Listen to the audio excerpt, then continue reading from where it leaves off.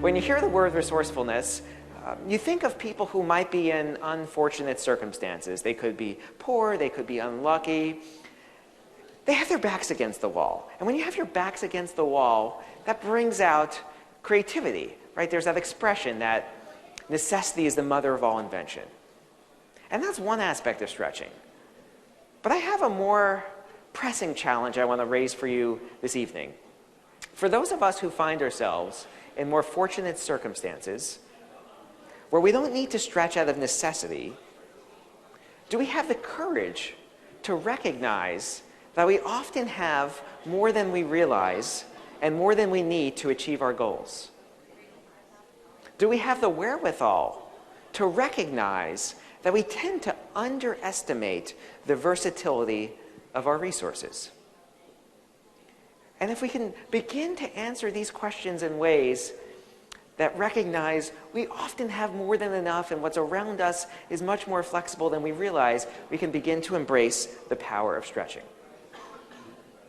So let me provide you with a framework to understand these two very different ways about thinking about work and our life.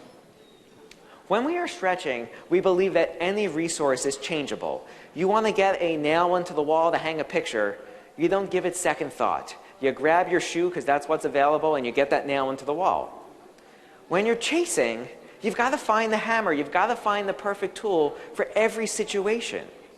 Even if it comes at this exhaustion of looking in the garage, going to the store and getting something, because you can't see the possibilities of the resources right in front of you.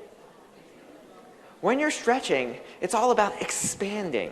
How do you expand the value of what you already have? As opposed to acquiring. We acquire so many resources that we necessarily don't need towards our goals. And the big driver of this is what psychologists call social comparisons. We look at our neighbors, we look at our colleagues, and we think we need those same things in order to be successful and to be satisfied.